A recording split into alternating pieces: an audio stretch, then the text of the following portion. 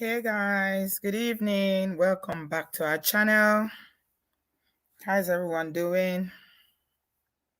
Hey, Obodo fam. Can you hear me? Anybody home? Say hello if you can hear me. Good evening, good afternoon, good morning. Hi everyone. Thank you very much for being here today. Really appreciate you for stopping by. Can you hear me? I don't have my mic today, so you can hear me loud and clear. Oh, thank you so much. Had desire. Appreciate you. Ekroleo, good evening, good afternoon, good morning. It's evening here. It's just about a minute to 7 p.m. here in the UK. I salute you. Yinkus Pop. Pape, how are you? I haven't seen you in a while. I hope you're all right. Miss Up TV, you good? Nice to see you, sis. Welcome, everybody. I hat you. I salute you. I welcome you. Thank you so much. Yeah, so this one is one of the ones that I did advertise. I said that we're going to talk about the issues. Again, you guys know how I feel about this imported wife thing. I'm very passionate about imported wives. I'm generally very passionate about women and children, but imported wife has become a thing here whereby, we see a lot of all these issues going on with African brothers who are going back to Africa to take wives. And then before you know it, issues start arising with such relationships. It's not to say that some of them don't work. Some do work, but for a lot of them, there are always issues. My stand on it is marry, date, get into a relationship with someone where you are. I think it is healthier and you get to know the person more. Long distance relationship never, in some cases you don't get to know, you never know. And another thing why I don't really like long distance or importing spouses is because you never know the intention of the people that you're importing. But I mean, some people do it and they're successful. I guess it's a risk that people take. And other people will do it and they will tell you that they have very bad experiences. I mean, there's an auntie that I know who recently went to Nigeria to marry. She's almost 60. She's in her late 50s and she's been divorced for some time. And she went to Nigeria to marry. And I remember, somebody was saying that they discouraged her from going to marry. But, she found love in Nigeria with a Nigerian man who she felt like, what she felt she couldn't find in the diaspora. And they look very happy together. To be honest, when I met the gentleman, I was kind of, his early days yet, but I was kind of, I was the way he presented made me happy. He was very humble, you know, was very loving, very attentive. I'm sure he's showing her a lot of love. Women need love. Everybody needs love. Yeah. So I think on this occasion, yeah, Philip, I'm hearing you. You're saying that it's a pity. The guy made a wrong choice. Nothing should make a person to buy another person. Or yeah, we use delete and buy here because of the platform. But I hear you. I hear you. Yeah, so let me just quickly go through the story very quickly. Give us a thumbs up, guys, as you're coming in. Give us a thumbs up. Thank you so much, everyone. Thank you. If you're just joining, please give us a thumbs up. Let me quickly go through the story and just tell you what I know. The information is quite sketchy. So the man is, they are both based in the US. Like I said, is a case of imported wife. So I guess the man was the one that went to Ghana to marry the woman. You know how the cases of imported wife usually works. The man is here for some time, and when it's time to settle down, they go back to Africa. So his name is Michael Kwabena Michael Amaoko. I hope I'm pronouncing it well. Kwabena Michael Amaoko. He's 49 years old, or he was 49 years old. Wow, my goodness. Hmm. Yeah. The wife is called Ya. Yeah, that's her name. And she's currently in the hospital. They say she's in a very critical condition at Riverside Methodist Hospital in Columbus, Ohio. So what happened? The whole neighborhood, they said the whole neighborhood were thrown into, shock when the police were called to their house because of a DV incident. It happened in a block in a place called Glendon Road. And when the officers were on their way, American police were on their way, the thing just escalated. By the time they got there, they discovered that Amaoku, which is this Charlie Ghana brother, is already unlived himself. Yeah, he did that after he tried to delete the wife. So the story is that she's still alive, but she's in hospital and she's very critical. They say they have 3 young sons.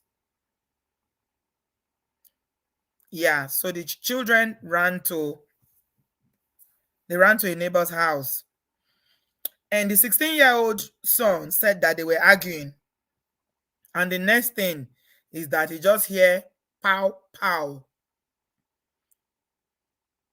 and then he ran. They heard that pow pow was going on, and that the dad did not allow them back into the house.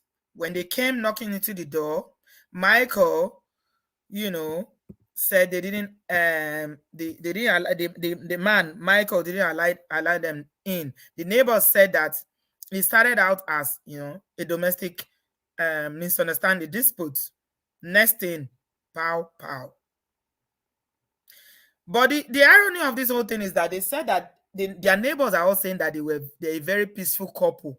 They showed no sign of having any issues. They were quite surprised. That's what they're all reporting, that they are very, very peaceful. And another thing I found very, very, in this day and age, most people have footprints on social media. But I noticed that I couldn't find a distant picture. In fact, one of our Ghanaian sister here, who first of all shared the story with me, yeah, I had to go to her yesterday. I was like, Kukwa, help me find a picture. I can't find them. I Googled them over and over again, checked social media, nothing. It's very, very, very rare in this day and age for people not to have any footprint on social media. But this couple, I can't find anything. Very, very old pictures is what, even the Ghanaian website, there's Ghana Web that I checked. They didn't have pictures. The Nigerian websites I carried, none of them had pictures. So there was very, very little in terms of images that was around for this couple. So what happened? There was more revelation. Apparently, they say the man is a traditional man in that he holds a title. Yeah. They call the title Asante Man. Asante Man Chief. That's what they call the title. That's what the man is. I don't know what that is. I think it's maybe a traditional chieftaincy title or something. I'm guessing. I don't know. Maybe somebody who's from Ghana can educate us a little bit more about what Asante Man Chief means. But they said that the couple were quite involved in, they were very involved in a lot of activities, Ghanaian activities. So Ghana Web is reporting that what happened was that the man married a woman from Ghana, right? Took her to America. They live in Ohio. And like I said, his name is Michael Amaoku. The mother of the woman, the mother-in-law came. That's the wife's mother came to America, and I think they say she deleted, and they went to bury her in Ghana, right?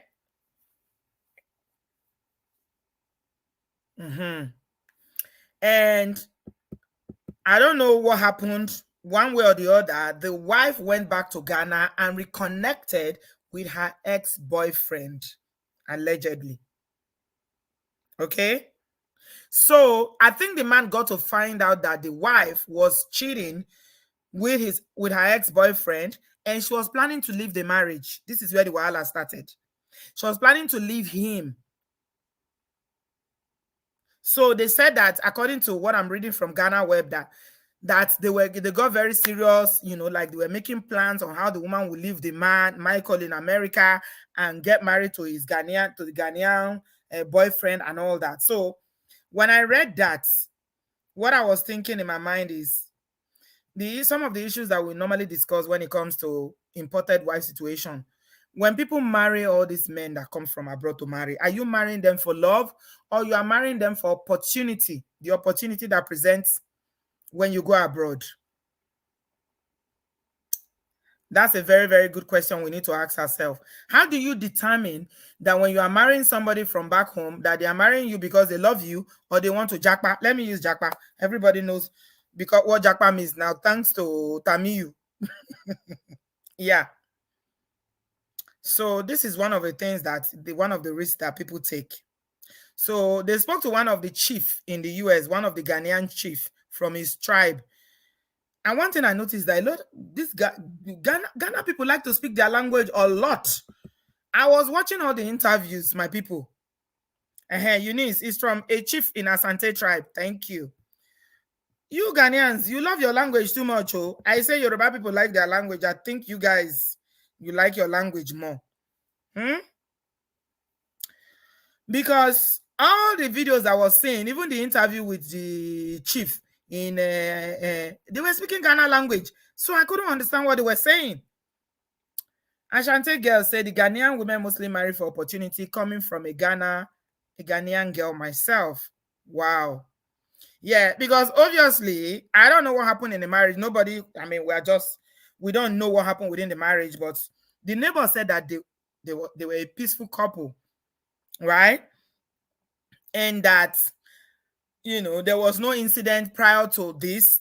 They never heard their voices that they were arguing or things like that, and that's why they were surprised. So apparently they had a comfortable, or let's say a normal marriage. If you ask me normal, what is normal? Somebody can say define normal, but okay, maybe they were just managing life as most couples do now. A marriage is nice, never a bed of roses. Oh, you are in Ghana right now, Miss Hope TV. Oh, really? Oh, I see. So, but I'm thinking that this woman obviously had a thing for the guy that she was obviously dating before she left to marry this man. So I'm thinking that Michael was presented an opportunity. It was an opportunity for her to leave Ghana, for her to go to America to start a new life. Which girl in Africa will not grab that opportunity? Most will. Most will. Yeah, let's not get it twisted. A lot of people back home, whether you are in Nigeria, Sierra Leone, Ghana, anywhere, Togo, Africa is Africa. Most people will take that opportunity to flee because they know that opportunity. America will present them, more opportunity, a better life, starting a better life. So for her to go back after all these years of marriage, they have grown children. One of the child is 16. I saw one picture of where one of the sons was graduating. For her to reconnect with the ex-boyfriend tells me that maybe she was not actually in love with the man. I'm not saying it's right. If what they are saying that she did is true, it's definitely not right. But this sounds like a marriage of convenience. Okay? Natsu, welcome, my darling. Breed on Lando. Welcome. It seems to me like this is a marriage of opportunity. And these are some of the issues. We're getting more updates, more feedback from some Ghanaian sisters in the house. Nancy said they separated before. It was the mother-in-law who brought them back again when she came for a visit. Oh, really? Okay. So that tells me that it was not all a bed of roses like the neighbors are saying. Like they had issues, right? Mhm. You know what occurred to me today? What I was thinking. Yesterday, we saw a story we did a story here about a woman who didn't leave, even though she was going through DV. She didn't leave, right? And unfortunately, the Mongo Park unlived her, deleted her, by her, right? Now we see another one that maybe was trying to leave and she was still Kpaid. So sometimes you don't even know whether he's leaving or staying. You never know. Yeah, you don't know. Okay, we're getting more background information. Maureen said they've been married for over 16 years. Judging from the age of the first son, issues might have occurred which had nothing to do with her being an imported wife. Well, the issues are usually relating to imported wife. It's connected. You cannot separate importing wife to that because she's an imported wife. He went from America to marry her. What does imported wife mean? It's not an insult. In the context you are using it, Maureen, you are making it sound like it's not something that is derogatory. It's just a description. It's just somebody that we have imported husband as well. It's just when you go and marry from abroad. That's what it means. We just coined that word to describe people who go from the diaspora to marry from Africa. It's simple. Okay, let me carry on from what I'm reading from Ghana Web. Yeah. So they are saying that she's in a critical condition in the hospital, but the man has already gone. He's gone. But the chilling thing that happened was that they said that the man recorded some messages for, I don't know who sent it to, maybe his family or friends, I don't know. But they said he left a ton of messages, including telling his kinsmen, because, like I said, the Obodo farm that shared the story with me told me yesterday that the problem now is that one of the messages that Michael left was that he wanted to be taken to Ghana to bury. And they said that in their tribe, when you unlife yourself, they cannot bury you. So I'm thinking he must have known that. Did he not know that? If he was leaving a message to say, don't bury me in America, take me back to Ghana, then he must have known, if somebody that is a traditional person, is a chief in his community or in his tribe, then he must have known that this is like an abomination in his tribe, because that's what I was made to understand yesterday, that in their tribe, once you unlife yourself, you're on your own, right?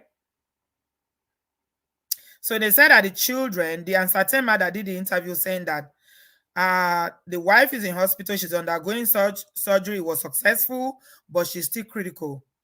And the hospital has just told them to pray. And the children are currently with their aunties, going through the necessary process to overcome the trauma.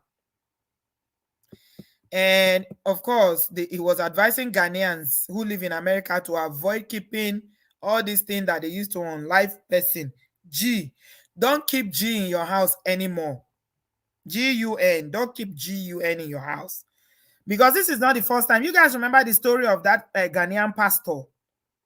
The Ghanaian pastor, I don't know how many of you remember, the Ghanaian pastor that did the same thing. They were very young. They were a very young couple. Yeah, it happened. Another Ghana couple, that one, remember another one that, he did the same thing. I think I've covered like maybe 3 or 4 stories now of Ghanaian, men who did exactly this thing. So I think that's why this chief is saying, okay, since this thing is like when emotions are very, very powerful. Emotions can, make people do things that, in hindsight, they will regret. Wow. So I see why the chief is saying, please stop keeping GUN in your house. Since when you are upset or angry, you might want to do something that you will regret. So Ashanti girl is giving me update. She said he sent a WhatsApp audio to his sister saying that he wouldn't let anyone reap where they didn't sow, that he wasn't trying to let the wife go. So technically, if he can't have her, no one will. Wow. Wow. That's scary. That's really, really scary. So it's a case of you are not leaving me. Wow. That's quite scary. I'm not gonna lie. Yeah, they say he left audio. I mean, according to what I read on the web, he left the audio before he did this. But I don't know if this is true. They said the people he sent the messages to did not see it on time. It was after he done the act that that that they saw the message. Connie, you say I should play the audio and have one of my Ghanaian listener translate it for me. No, the reason why I didn't share it is because they used some English words too that YouTube will not allow. That's why. So I saw 2 interviews. They started it and the kind of language they use. Yeah, it will be it will not be acceptable here. That's why. Thank you for that suggestion. Yeah, I did think about that. Yeah, Victoria said emotions are not your mate. True. True. True. Emotions are not your mates. And we always say that women are too emotional. Women are too emotional. But you know what? Men are emotional too. It's just that I think men have a tendency of masking their emotions. They hide it. They hide the emotions, and when the thing will erupt like this, it will be like a volcano. Yeah, it will be like a volcano. Just Google the Ghanaian man, in Ohio that unlived his wife, that unlived himself. You will see it. It's all over the internet. Google is your friend. So this issue of imported wife again, why is it that it seems like living is a problem? Like what Ashantege just told us now. Uncle is saying, this man is saying that if I can't have you, no one can have you. That is somebody wants to read, because I think in my mind, I mean, I don't know the ins and outs. We are just talking about the issues. Yeah, he did. Yes, Nick Deji. He tried to buy the wife and then he cried himself. But what happened was that the wife did not delete. He deleted immediately, right? But the wife is in hospital. Yes, the wife is in hospital. Do you get it? So the question I'm asking, I mean, one of the issues I'm discussing here today is that why is it that I need to get it done? Sorry. Why is it that people think that they need to go to this extent? You need to go this far. Hello. Thank you very much. All right, bye-bye. Why do you have to go this far? Why do brothers especially feel like they need to go this far? His lack of control of emotions. That's why, what that man was saying, the chief was saying, I totally second it. If you know you're a temperamental person and you know that, you are likely to do this, please don't keep a GUN in your house, because this is quite scary. Yes, I know. Nick Deji, I definitely know. But sometimes the devil has a way of whispering into someone's ears. That's why we need to be very, very careful. I'm sure when they were having that argument, words would be flying up and down. The wife would be saying things. We women now, we know how to cha talking. You understand? Words will be flying. Maybe he confronted her and said, this is what I hear you are doing in Ghana. You went to Ghana and you are cheating on me with your ex-boyfriend. You think you want to bring her to America after I brought you to America? Alatio Leshe. Yeah. Alatio Lesheni. And then he just reacted. Agogo said, no woman will be thinking of marrying her ex-boyfriend if she's happily married. No one knows what the girl has been through with the man. Agree. But the question is that shouldn't you end one marriage before you are marrying another one? Because she's still with the man. Obviously, she came back to America and she went to the man's house. So the marriage is still on. Why are you trying to get into another marriage when you are still with one? So if we're condemning cheating for brothers, we have to condemn it too when women do it. Let's not give excuse for that, because that's double standards. We are accountable people. Remember, we have an accountability prefect here. We need to be accountable as individuals, as adults, for our own actions. My stand on this personally is that if she was unhappy in the marriage or there were issues in the marriage, what she should have done is end the marriage first before even thinking of going to start, frolicking with a Ghanaian boyfriend. Because I think the anger, this Michael, his anger may have just come from the fact that, oh, so you are in my house, I brought you to this country, and you want to go and bring your own boyfriend to this America. Lie. No, let's not do that. No.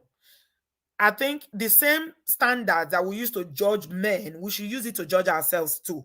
Otherwise, we will be unfair. And we try to be fair, even though, as women, we always want to support one another, but let's try to be fair. Ashanti girl again. Thank you, Ashanti girl. You are really helping me today. According to the audio, he said the wife told him earlier that morning that she was going to leave him to marry the ex. And he couldn't even work that morning. You see? It's coming out now. Ashanti girl, the Lord will bless you. Thank you so much for giving us this background. Because it was spoken in a I don't know if it's Twi. It was the language, because is it Twi they speak, the people from that region. Yeah.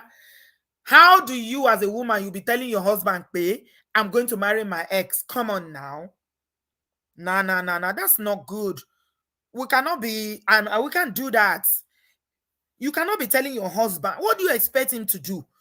To embrace you and hug you and say, okay, congrats. It's Twi they are speaking. Okay, thank you. You don't do that. You don't. Even if you are planning to leave, you need to be, for whatever reason, if you are planning to leave a marriage, just leave without rubbing it on the other person's face that, okay, I'm leaving you for someone, especially if you're a woman. Men leave women for other women every day. But the way I think rejection, women are more, we have a way of coping. It's painful. Everybody feels pained when they are rejected. But I think women, I don't know. God has just created us in a way that we are resilient, in a way that we can, not that we can take it, but we can cope, or we can, just accept it without doing something crazy. But men are not designed that way. You don't go to your husband and you tell him, I'm leaving you for my ex-boyfriend, or I find a new man now. No, don't do that. Yeah, Lizzie is saying that maybe the ex-boyfriend is even trying to use her to come to America. Yes, it's possible. Ninja say, I agree. I completely agree. I absolutely that people need to end relationship marriages completely before moving on to the next relationship. That means divorce is finalized in the courthouse and the ink is dry. Yeah. So if you are a woman listening to this, for whatever reason, if you want to leave a marriage, be cool. No, I'm begging you, with the mercy and of God, don't rub it on anybody's face. Leave the marriage, because for all you know, the marriage that you are living to, the new one that you think now is the honey in your tea, might turn out not to be what you think. I'm not saying that people don't leave marriages and they marry and they become happy, but don't rub it on the face of the person that you are leaving. They might not be able to handle it. Don't do that. I'm sharing my link, guys. If anybody has got something to say about this situation, please join the studio. We are usually looking at lessons. It's all about the lesson. This poor man now, what he did is wrong. It's very, very wrong. But It's put the children now, because when adults start taking all these decisions, they start making these things, they don't think about the consequences on the children they are leaving behind. Now their mother is in ICU, intensive care, and the dad is gone. You are leaving messages for your kinsmen to take you to Ghana. Why don't you tell your kinsmen that, okay, this is what is going on, that it was extreme, but I think he may have acted in a fit. It's usually a fit of anger. That's why, please don't provoke people. Don't. No matter how mild mannered somebody is, you think they can't do anything to me. We live in America, where there's law enforcement. We live in abroad. Before Olokpa will get there, before police will get there, the harm would have been done. That's what happened in this case now. Police came, but it was too late. Yeah. A-Class said apparently he took her from the boyfriend in Ghana, Kumasi, and brought her to America. Yeah, he didn't force her. He didn't force her. She agreed to marry him because she wanted to come to America. Yeah.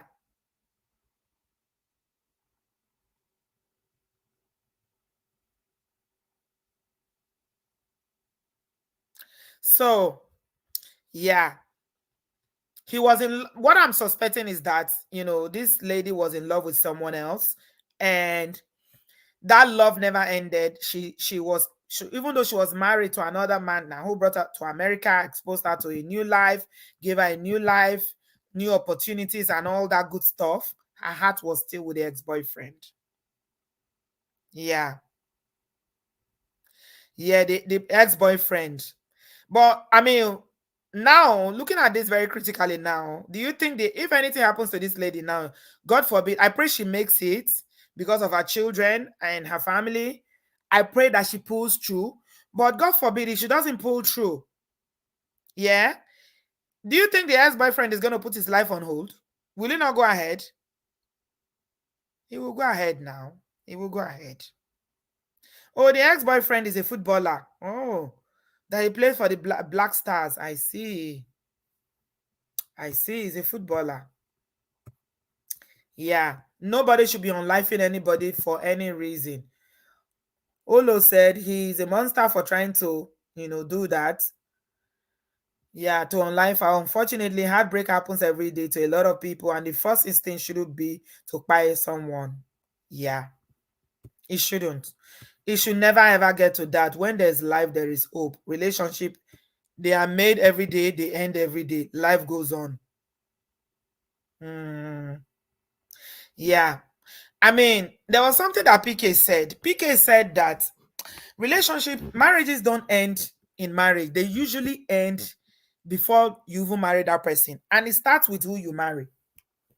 I agree with that 1,000%. So for in this case now, yeah, you can tell that the marriage already ended even before it started, because her heart was never in it. It seems like she was in love with someone else. So you can tell that it was Suru Tolo journey. It was just a matter of time. All it took, okay, they were having issues in America, right?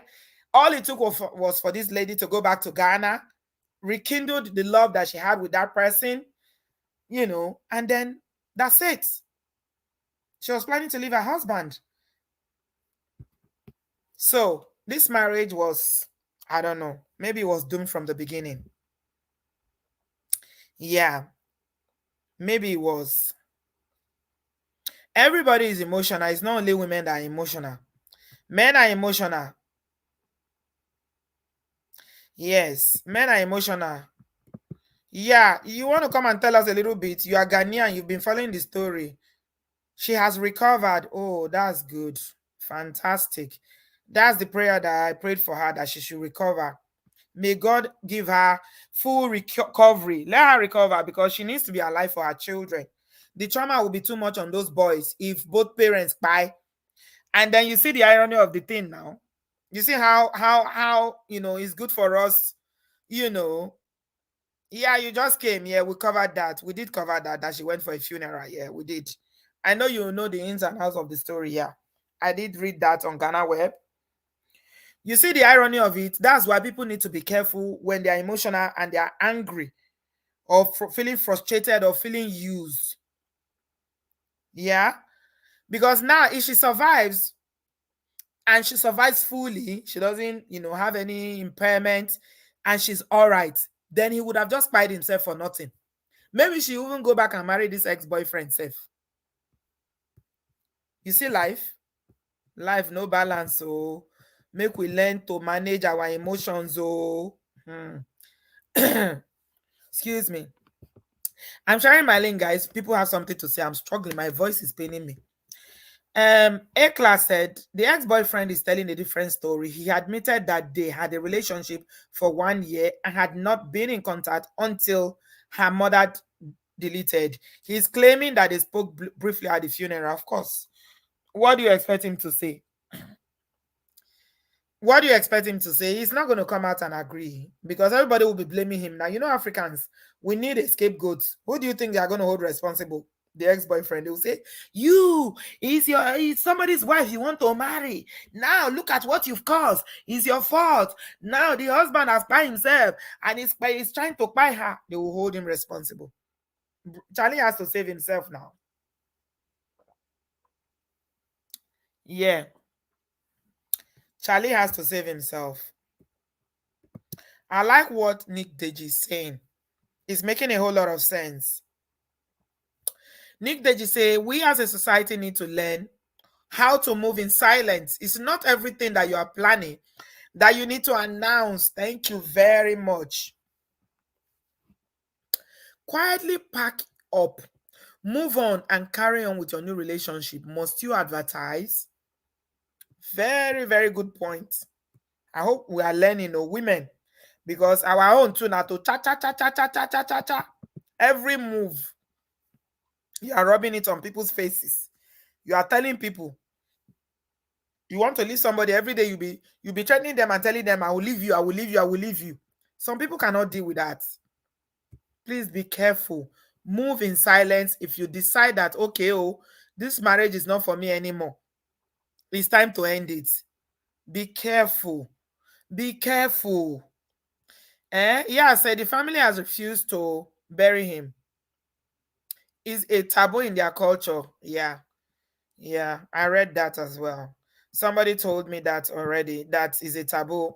But I'm curious because if he's such a cultural man, how come he didn't know that they cannot bury him? How come he didn't know? Hmm? It's Charlie, not Charlie. Charlie. Okay, thank you. Yeah, Charlie. All right, thank you for teaching me. Charlie. It's not Charlie. It's Charlie, we call it here.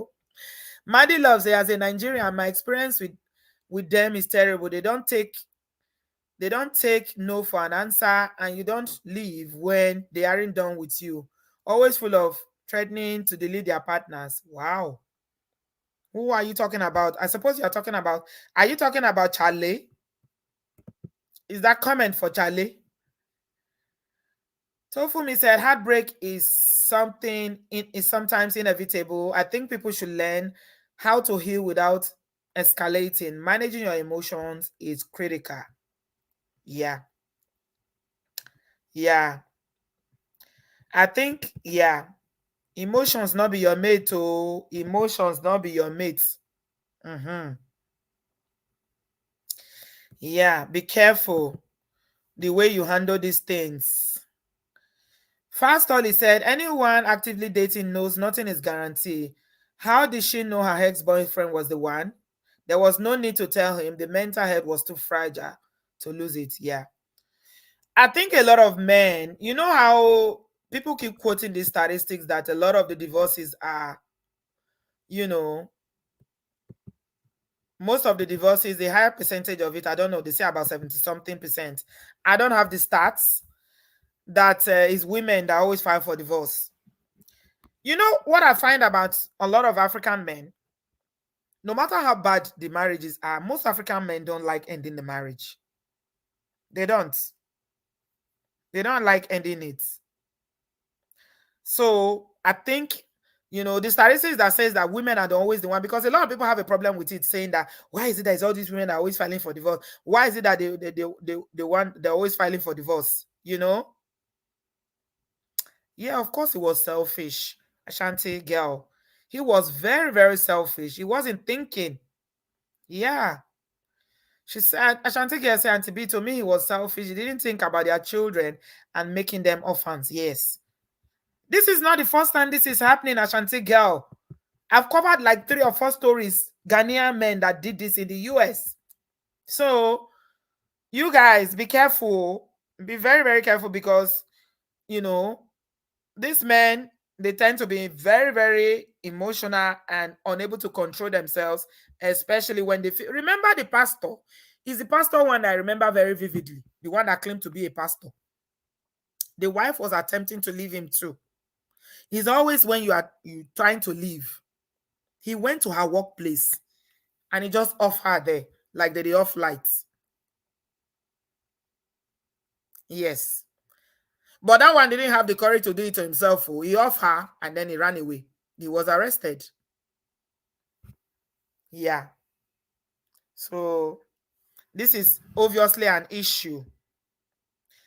When you are angry, don't speak is the best way. It's very, very difficult to do. Extremely difficult.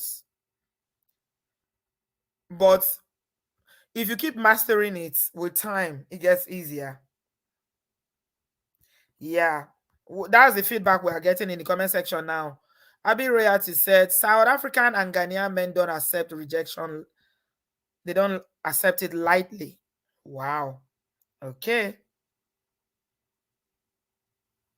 All right.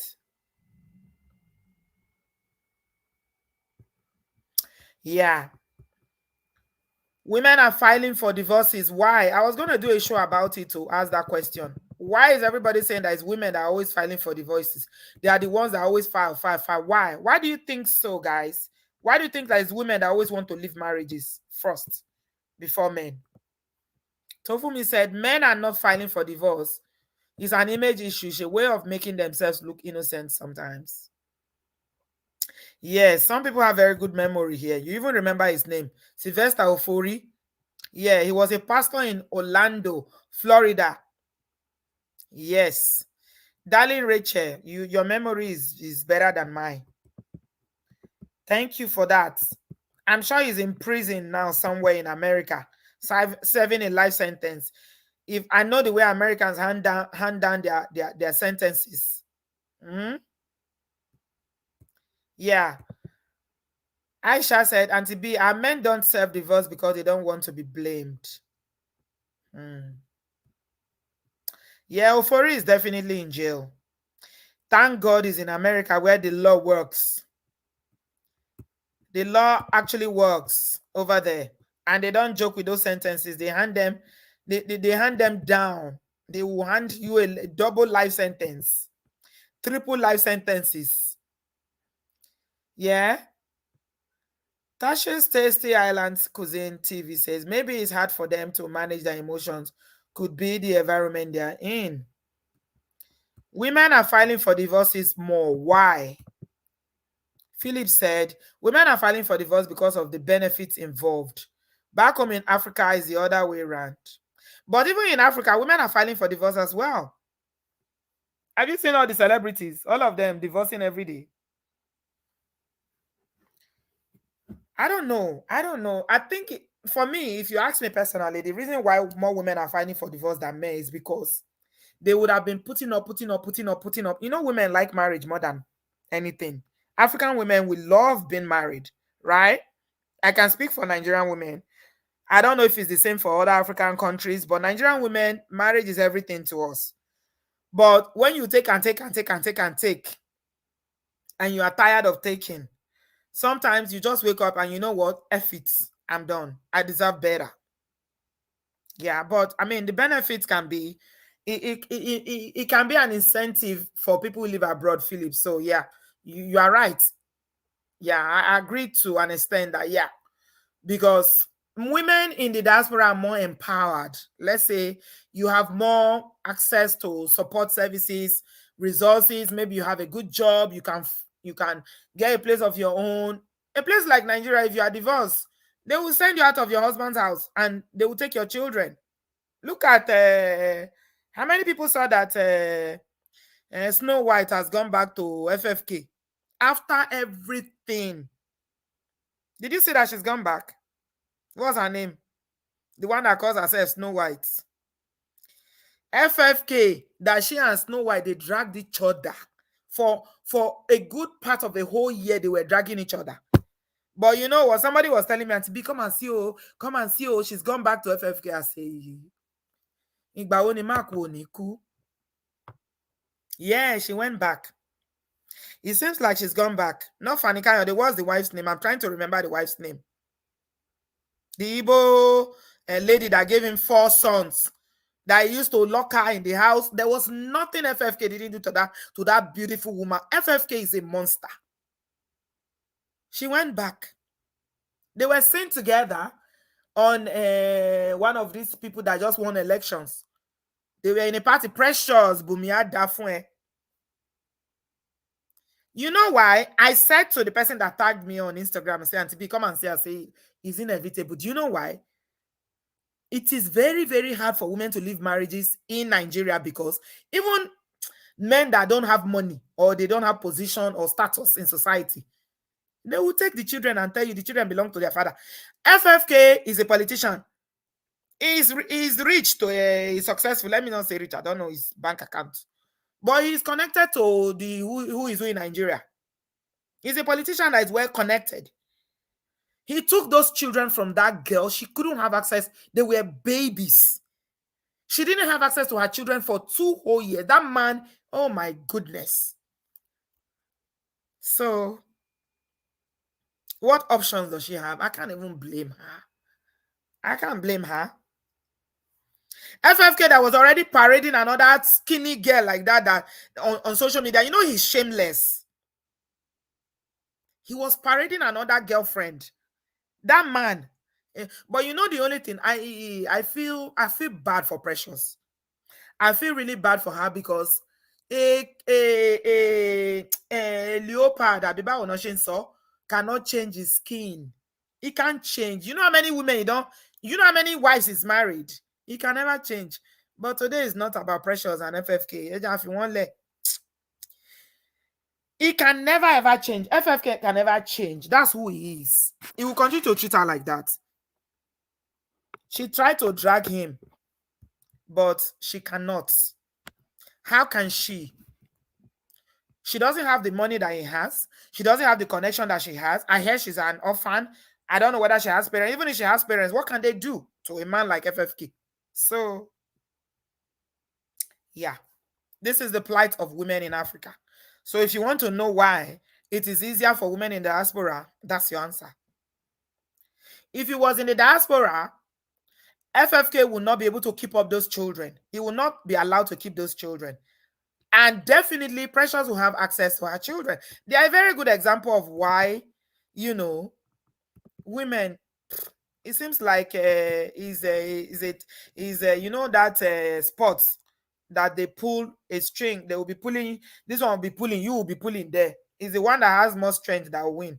That's the kind of game that it is when people try to leave marriages in Nigeria, in Africa. It is the person that has more strength. This is not physical strength. I'm talking about people who have more money, more connections, more clout, more everything. Who is Precious compared to Itogo Uchejari? So I knew she was going to go back. It was just a question of time because she couldn't fight him. And as a mother, she needs to have access to her children. If that's the only condition, then she will take it. So yeah, I can hear what you are saying. I said this in our last show. I said, if I don't know if I can ever do politics in Nigeria. I don't think so. I'm not called out to be a politician. I don't like politics at all. I don't like family politics. I don't like church politics. I certainly don't like politics. None of it. Because I can't play their games. They are very dirty. They go low down. There's nothing they can do. So I can't. But if there's one thing, if I have the power to do, is to enact laws in Nigeria safeguarding women and children, to empower, the women and children to be protected. There's no protection for women and children in Africa. That's why we see all these stories every day. Yesterday, we were talking about another girl, beautiful Igbo girl, Chiamaka, that the husband deleted her because she didn't have a male child. Today, we are talking about another one, in America. The man said, if I can't have you, no one else can have you. So that is where we are. I'm sharing my link now. I think I've been sharing it. If anybody wants to say anything, I've only got like 10 minutes more, and then we'll call it a day. I'm not going to be long. Yeah. If you've got something to say, I think what we should be discussing is how to live a marriage, how to live safely. If you've done all you can, we are not advocating for people to live marriage. Of course, nobody will live a healthy marriage. It's only a crazy person that will live a healthy marriage. But if you feel like there's DV, or you've tried all you can, you've got for counseling, or they are refusing counseling, you've called family, you've called neighbors, you've called church people to settle, and it's not settling, and you want to leave, how do you live safely? Because I think that's the main conversation here today. This lady tried to leave, but from what we are reading, the way she went about it, if it is true, is completely wrong. You don't leave a man, you don't stay in a man's house and you are trying to get together with another man. And you are telling him, I'm leaving you for maybe the other man is a younger man. Let me show you another picture. I have another picture. Let me show you. When I want to leave now, people will start coming into the studio. Please, you guys, I'm not staying long. If you want to say something, just jump in now so that we can just have this conversation quickly. I want to show you another picture. I think the man is older than her. Like I said, they don't have good pictures. See, there's no decent picture. But what I can see is much older. Yeah. How do you live without being Kpaid? Mind the language as you're calling in, please. Thank you very much, guys. Give us a thumbs up. Nick Deji, welcome, my darling. How are you? Hi, good evening. How are you? I'm well. I'm well also. Yeah. I really liked what you said earlier on about moving in silence. Yeah, everything you said just mirror exactly what I was thinking. It's just really unfortunate, and I've always been of the thought process, marriage is not a do or die affair, right? Yeah. Bye. Like, and yeah, bye. So at the end of the day, I just wish personally, my desire for people in general, both men and women, is for them to love themselves more than anything. Like, nothing in this world is greater than your own life. You know, Absolutely. we are Mm-hmm. children of God. God Mm-hmm. says we are not even supposed to take our own life. That's the gift He has given us. So why would you take your own? And then why would you take another person? Yeah. We already know what the repercussion, and me, I'm a born again Christian. So for those who don't believe, that's fine. But for me, my personal belief is that I'm not allowed to take my own. I'm not even allowed to take another's, because that's the ultimate sin. But at the end of the day, it's like, if somebody wants to leave, if you love somebody and somebody is saying they don't want you, they don't love you, they want to move on, let Mm-hmm. them go. If you truly believe you love them, if you love someone, you want their happiness, then let them go. It should never Yeah. be a forced thing. It should never be you must stay here to the end of days. Why would you want that? That's imprisonment, that's bondage, that's captivity, you Yeah. know? Secondly, even though I would never blame the victim, but I feel that, when you're already in a relationship that's contentious, that is tumultuous, that is, boya, I don't know if it's abusive or whatever the case may be, then for you to protect yourself, for you to protect the person, for you to protect your children, that atmosphere is already tense. Whatever you want to do, whatever you're planning to do, I don't advocate for cheating. I don't advocate for adultery. But if you know you are not happy and you want to leave, then leave in silence, meaning that continue fulfilling whatever obligations you have to fulfill for the family, for the children, for yourself. And in the meantime, if it means putting money to the side so that you will have your own place, do that. If it means finding a lawyer so that you can get the paperwork put into place, do that. If it means possibly getting protection, if you're in a situation that is not, that is detrimental to your life, then do that. There's so many things available, especially in this US. We have so many options. We have, women's center, men's center. We have, the police force is there. You can do restraining order. They even will have um, organizations that will even take you out of that environment and put you someplace that is safe until you're able to do that. There's so many things.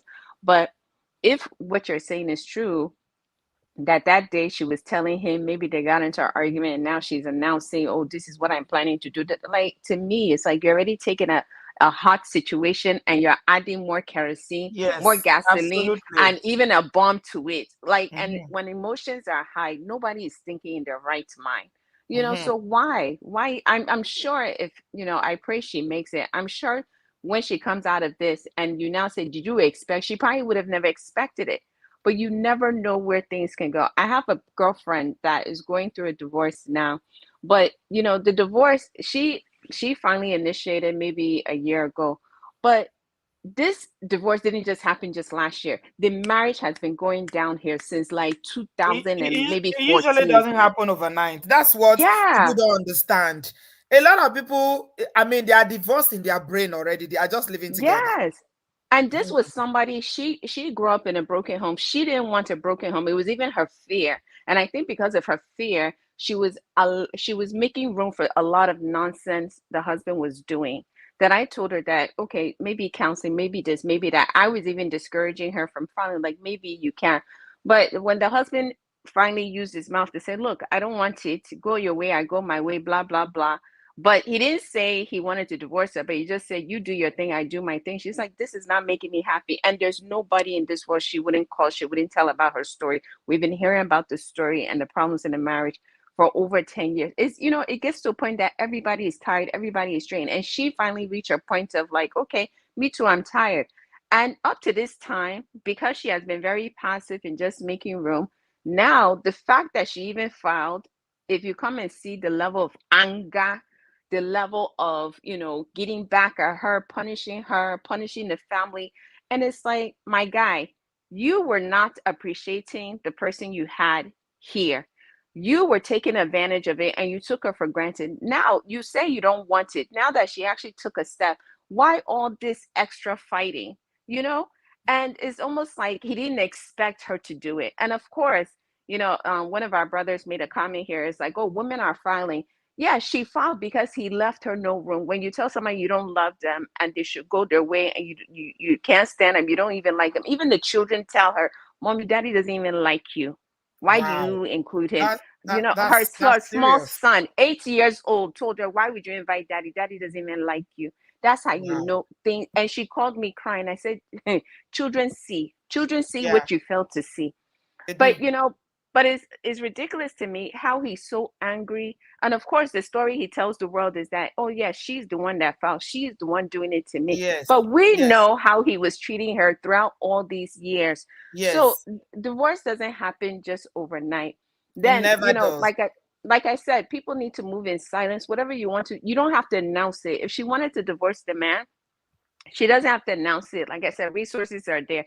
Even women that are stay-at-home mothers that never had a job in their life. I know of somebody that the man and women were married for 20 something years. When the daughter went away to college, that's when she just quietly one day packed her things, already found divorce, left the paper on the counter, and told the husband, I moved out.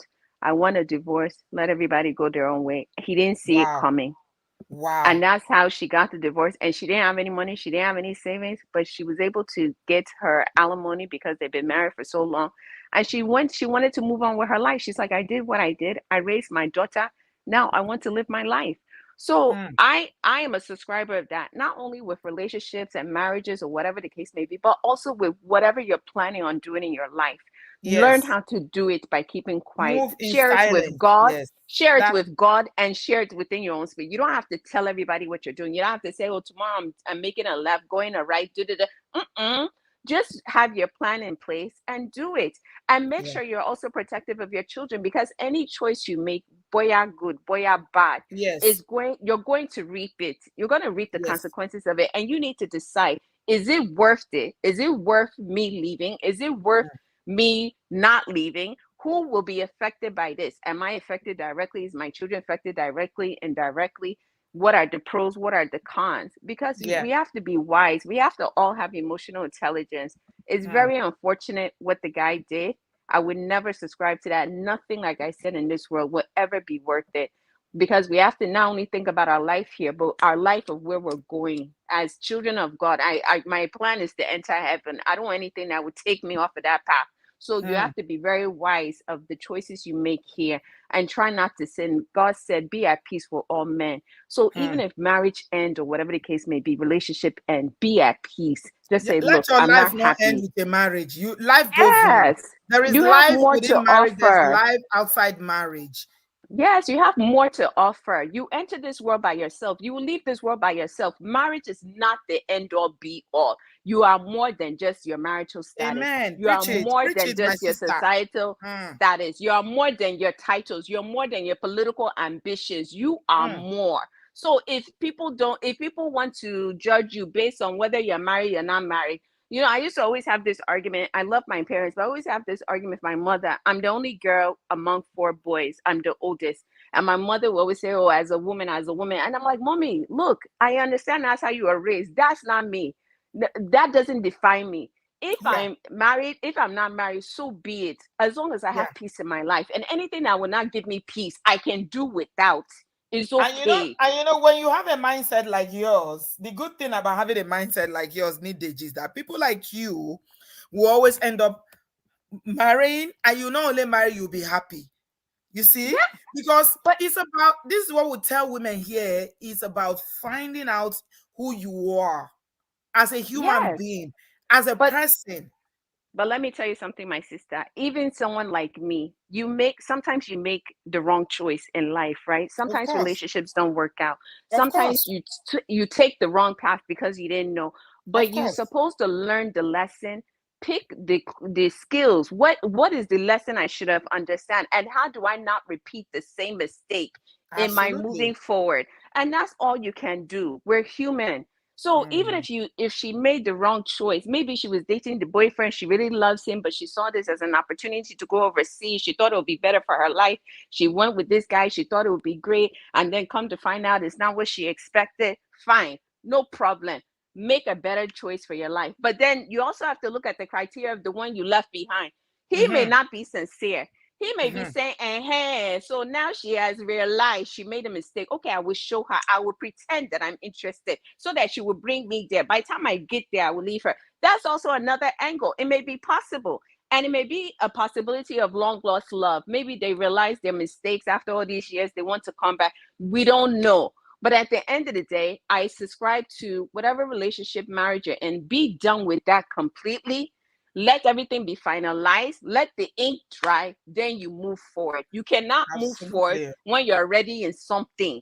It won't, Yeah. not only will it be a bad choice, but it will also give you a bad name. Why give yourself a bad name that doesn't belong to you? If she's not Mm. cheating, it appears that because you're carrying on with the ex, it looks like that. So look Yeah. at what with Portia and Simon. Abi, he didn't divorce that wife. He's already dating her, and he hasn't finalized his divorce. He already proposed to Portia, and now she has a bad name. It doesn't matter if she married the guy now. She still has that bad name because of how they started, and she would Yeah. never be able to remove that stigma. So people have to be mindful of the choices they make and how they move forward. Nobody is saying you cannot move forward. Just move forward in peace. Thank you. Thank you so much, Nick Deji. You've spoken so well. I could listen to you all day. Words are marble. Well spoken. Thank you. Thank you. Thank you, my darling. I appreciate you guys. You are not liking the video. Jola, I'm coming to you. Please give us a thumbs up. People are not like, if you enjoyed what Nick Deji just said, you see that she's passionate. She's a born again Christian. I like people who own their faith. In this world that we live in today, I feel like people they're ashamed to say, I'm a born again Christian or I'm a Christian. I like the fact she said, I'm a born again Christian. These are my beliefs. because it's the other way around now. Yeah, so I mean, words on marble. Thank you so much. Guys, please take a minute to like the video. The likes are really, really low. I just checked. We have 841 people watching, and the likes are not even up to 100. Kilo day. Emba mi Jani. Please give us a thumbs up. Oh, where she gone? So I saw a video. Somebody sent it to me on Instagram, just DM me, and I saw this video of the couple. They say this is their last outing. Yeah. Just take a minute to look at it. Look at them. That's the man. I said he was much older than her. It's about 10 seconds. It's about 10 seconds. Just look at them. Can you see? That's the lady. She's a beautiful girl. Very beautiful. All dolled up in designers. D&G. Yeah, he's an older man. But still, I mean, the body language. Somebody was saying in the comment section that their body language, they don't look happy. Jala, how are you? Unmute yourself, darling. Welcome. I'm fine, thank you, Auntie B. How are you? I'm good, though. How are you? Well, we're in Lagos, so you know how it is. How are you? Say, well, I'm in Lagos. Me and you missed each other in Lagos. Yes, we literally just by like less than 24 hours. Yes, we did. Okay. But anyway, to the topic, I think a lot more needs to be done just generally to talk about how Africans should learn to moderate our emotions. I think because we live Mm, in a society where we're so focused on our finances and we live in a very hard society, things like figuring out how to moderate yourself, like emotionally, is taken for granted. It's why before you get to like the violence that happens between partners, even the way we speak to each other can be very, very harsh. The kind of words we mhm, use between parents mhm, and children, between partners. And I think because of that, we don't know how to manage, particularly disappointment. I always tell my friends that I really do believe that Nigerians, and I don't know about other countries, but I think we only understand humor and happiness or anger. The other range of emotions, embarrassment, disappointment, we don't know rejection. how to. It comes Rejection out is as a big anger. one. Mm, Exactly. The reaction is always anger. It comes out very, very negatively because you don't know how to manage those emotions. So even in an instance where you want to leave a relationship because of how you feel and you don't know how to manage how you feel, you want to hurt the person. You say mm, things mhm, to get the person riled up. And because that person too doesn't know how to handle their emotions, the mhm, reaction they have is abnormal.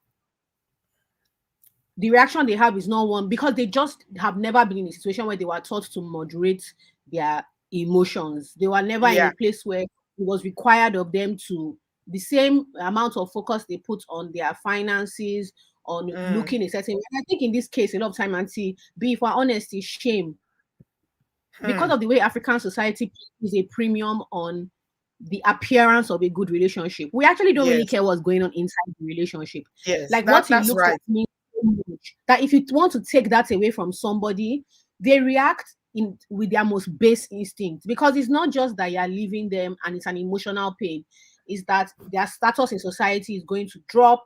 Is that people are going to be talking about them? Is that Yes, it's an yes. indication of That's the part failure? of it we don't look at. Yes, shame is a big part of Yes, it.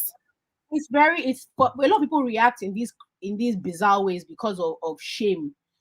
And so they is that idea that it's better for me not to be in this world at all than to be alone and have everybody know is not a normal way to think. Do you understand what Mhm, I mean? It's not healthy, and I think it's mostly because we don't know how to moderate the way we feel. And what the question you asked about how to live safely, unfortunately, I think is such a much broader thing because the living safely as an individual comes from a society that makes it safe for you to live. And what that means is if your society saw, oh, unfortunately, their marriage didn't work out as more of a sad thing, that, oh, I'm mhm. sad for them. I really wish Yes, that, as opposed to a shameful thing, something for us yes. to try and force into making work. Whispering Honestly, and rolling eyes and backbiting yeah, behind their back. exactly. Stigma. But really Is the and stigma truly, associated with divorce? really and truly, I really do think if generally we were able to figure out why is it that we place such a premium on this marriage of a thing, and why don't we focus on the way people feel? um I think until we start treating it differently, it will always be difficult. And to be nobody wants to be embarrassed. Nobody ever really wants to be embarrassed. And the way we react, even at the threat of embarrassment, Yeah, that's it another tells, aspect of it. It's embarrassing for a man when the wife is filing for yeah, divorce. it He tells you has to all you need explain to now do. to people. Yeah, All his village people need to know what happened. Why did your wife leave you? exactly.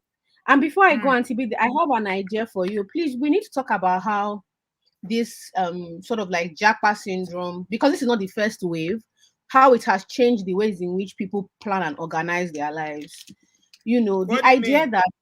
The idea that it's now considered normal to leave your country, knowing that you have somebody you love there, you deceive someone else because you want to live a different life. Somebody builds their world around you. This is my partner. Meanwhile, you basically want to get settled in another country. You want to use them for papers. We've warped our sensibilities of doing whatever it takes to start a new life, and it Mm-hmm, causes a lot of destruction. Do you know what I mm-hmm. mean? I mean, no, I don't know what their case is, but this has happened so many times. There are people who have come to talk on your show about being used for papers and how their mental health and their worlds were destroyed because they really thought Yeah, that they were with somebody that they met for love. But yeah, we're now in a society where people genuinely believe that it's okay to yeah, deceive people for decades, for yeah. years. They think Mm-hmm, it is onto this thing of trying to get a better life. They really do think that that level of deception is okay. It's something to mm-hmm. talk about. There are people, Auntie B, there are people who don't date if you don't have another passport. No, you're joking. There are people, I'm not. There are people who will tell their partner, I have to go and do this thing. No, you to find your way, or will you wait? This is not a normal way to live. And Mm. the repercussions, I call Yeah. them batch A. My generation is batch B that is seeing it, but batch A have already, it has happened. You hear the stories already multiple times over. And I really do think it's something to discuss where, because our survival instinct is honed, our emotional intelligence is very, very low. And the repercussions of that are never what people think they can handle. Nobody imagines that their partner will delete them onto. You don't think so, but it's also primarily because we don't hone our emotional intelligence. And Mm. so we get to a point where minor disagreements, decisions to end relationships end up in the most catastrophic, Yeah. Yeah. results. Yeah, So that I that's really do, definitely, yeah, is another thing. I mean, we are trying to look at it on a very, very surface level today, because yeah, for Igbo people who live in this part of the world, living marriages ending is normal to them, but for us Africans, is a big catastrophe. Marriage breaking, So yeah, I don't know if we're ever going to get there, because again, the way we see attitudes towards marriages and relationship, and people feel like, somebody said to me on the show yesterday that when they told their sister that they are contemplating leaving their husband, instead of the sister to even say, oh, are you okay, or to even find out why, the first thing she said is, God forbid. Say, and God TB, there are forbid, I people that reject it. act. There are people that act like it's an illness. You say, oh, that, they'll ask about somebody's husband and say, oh, they're not together anymore. Hey, oh, hey, hi, and I said Oh it, my oh, God. hey, so it's things like Normalize that. divorce so that everybody can go their Yes, way. It is better to yeah, divorce than to delete each other. it is always better, Auntie B. But let me go so that other people can talk. You are doing such a good job. Hopefully, I'll be able to come and see you very, very soon. Thank you, my darling Jola. All Always a right, pleasure have to a have you, darling. fantastic Thank you, love. evening. Take care. Bye. Okay. Bye, sweetie. Say hello to everybody in Lagos. I will. All right. Thanks. Okay, brother Bio. I can see you shaking your head and nodding to what Jola is saying. You agree? Are you Thank agreeing? you. I greet you. I greet you specially. Since I come back, I never see you, brother Bio. Have you been busy? I've been very busy. In fact, today, sef, I just have to quickly rush in. I'm expecting some guests from overseas, my Yeah, relation. So yeah. I just quickly do small what do they call them? Show Um, face. small sauce for them, you know. Yes, I thank hope you. you know the This public. was kitchen. You see snail sauce, I this one didn't has snail say no. sauce. Why you see this name for America? You know, Ah, let Pastor me say Shola yo, supply you. 100 card for Oh small wow. snail. Now rich man food be that. Snail Welcome. sauce day there, goat meat sauce day. All right, Auntie B. So thank you very much for the opportunity. Let me add my voice on this one. And first of all, as usual, we condemn these acts in its activity. There's no reason why you should delete anybody, you know. So Yeah. that one we just condemn that one 100%, and we show empathy to this lady and her family and everybody involved, you know. But with that being said, the main thing today is the lesson. You made a very important statement just now when you said the whites or the Westerners, they don't behave like us. They don't take divorce the way we take it. So So I'm contributing from there. How am I contributing from there? That statement, we should not ask ourselves, why do we take it like that? To be honest, most of our people, they don't treat marriage as transactional, which is wrong. It's a very bad thing to say in terms of love, but in the Western world, my lovely sister, everybody cannot agree with me. In the Western world, I settle down, think, I look left, I look right, I look everywhere. I came to a conclusion on my own. No, you can. Everybody must know it's my ideology that I have concluded that I will treat marriage as transactional from the beginning. right. Now, what do I mean? Yeah, go ahead, man. Why? Now, I will tell you what I mean by transactional. Now, don't take the transactional in the definition of transactional like gain or lose. No. What I mean transactional is do not give what if you lose, you are ready to kill by yourself. Do you understand my point? You know, when you treat something like transactional, you are more conscious in the sense that when you give and you don't only expect just something in return, but you give what you are willing to let go or lose. Does that make sense? Yeah. Good. So a lot of our people or cases that have seen all these things happen to, we are not justifying them or condemn everything. You will see that more than likely, it is always a case of one party feeling that they've given too much. Too much. You are right. Do you Like this understand me? uncle now, this Uncle Michael, he feels like he's giving too much. He don't invest too much. So he didn't treat it well. He treated it like, not transactional, but like an investment. Don't put everything inside there. Yeah, what you are saying, you are right, because Bill, I don't know if you heard me when we started the show. They said that the man allegedly told his family that nobody can reap, from where they didn't sow. That if he cannot have her, nobody can have her. Good. So you see what I'm trying to say. So the reason I'm saying this is that I'm just saying it as a way to advise our people that are listening, not those that are married already, those that are yet to be married or get married or find a partner. If you are in a relationship where you notice that the person is investing too much, sometimes it's a red flag. It looks like a benefit to you. Yes, it looks like love. Especially. No, tell us now, women, you they talk to now we. Yes, now. Yes, it looked like an investment, but too much. But Auntie B, also on the other note, whether we take it like I don't really like to talk more about myself because I've said something here and the person might not be watching, but somebody, I'm not saying I'm dating the person right now, I'm giving an example, but like me, my own self, for instance, I have come across a situation, even happens to men. Some women might come to you, maybe they want to really marry, you don't know your opinion. They will invest so much in you too as well. Yes. At the end of the day, if you have other reasons not to really marry them, not because you are a gold digger, not because you beg them money, but maybe things like just buy things for you. You know what I'm trying to say? Gifts, Yes. expensive Yes. gifts to entice you because they know you worth it too as well. I'm not saying you two don't give. You know, when you want to leave such person, you feel very guilty because you feel like, all these things this person has invested. So I don't want to go deep into that. So you understand the point, not for you, for the audience. So when Yes. somebody is investing too Yeah. much Yes. in a relationship, please be very careful. You know, Now, yes, go but ahead.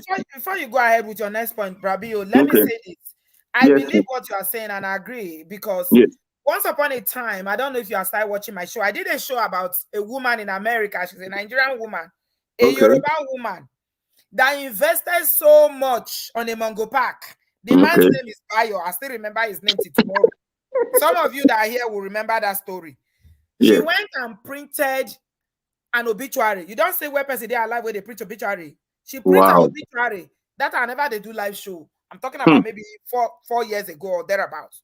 She Right. print obituary, put her picture, saying he won't delete himself, so and so date. Right. People call the wrong kita kita. How many of you remember? Look at me, you remember the story. Now, this thing when you they talk exactly, this woman don't invest her whole Yes. life for this Life. Mongo Park Yeah. for America. Now, Yes. nonce they do. She uproot herself Yes. where she they live, come meet the man. Everything she they give this man. He carry You this man know. for head. In fact, now the man be an investment. Thank Everything you. they give this man. When the man You know. can't deceive her, go Nigeria, go give person belle. She say she must delete. You see, Now it was a big matter. big matter. So that investment. So with that being said, that is why you will notice that these people, when they want to get married here, they discuss important things. Where are you now? It doesn't mean you must marry somebody of your level. Even if you are not of the same level, you know what I mean? It doesn't Yes. mean if you are big, you must marry a big. No, that's not what we are saying here. What I'm Yes. saying is you must know where people are starting from. Now, here's the thing. You know, say Nigeria or Africa as a whole, a dollar or a pound has bigger value over there. True or false? True. Apart from the Japan level or whatever, we all know that sometimes what you cannot get abroad, you can easily get it in Africa because of things are cheap. But I don't want to put it as human being. You understand what I mean? You know, there are men in this country who know that it's very difficult for maybe they are 40, 50 or whatever. It's very difficult for a 25 years old girl in this country to look at them for any reason, right? And even as I said this now, doesn't mean there are not few persons that are 60 something year abroad marrying younger, but you go know say that odudu level of that man, and to be, you understand why I'm going to, you understand, you know? Yes. But Yes. you that is here, and you know that in your real life situation in this country, what you cannot get from here, don't go and get it from a place because it's cheaper. Do you understand? You know, it's like if you know, example, I don't want to use human being. If you know you cannot wear Gucci in America, why go and bring cheap Gucci from China? Do you understand my point? You know, because once they come here naturally, it's not that the man or the woman is changing or whatever. They must always fit into the society they find themselves. It's natural. So you are not going to go to Nigeria, for instance, and bring a young girl that you know that this young girl actually will not fit your ability at this point, if not because of situation, country difference, and you bring her here. Of course, definitely, you know, without justification, we are all human beings. When you are having one challenge, your mind will go to the first challenge. But when you overcome that challenge and you meet the real challenge, then things will change. So with that being said, that is for the men. That is why 99% of the time, women have a better judgment in this second point. Because let me ask you, Brabio, why is it that it's difficult for men to let go in this case that he decided that, okay, I must unlife you, I must delete you? Why? Why is it yeah, that men resist yeah, letting go when the woman say I want a divorce?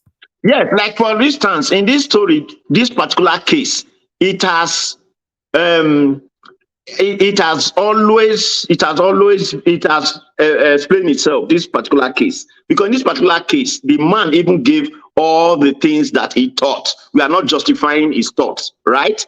His thoughts were clear. He felt that he was tricked. That's just the truth.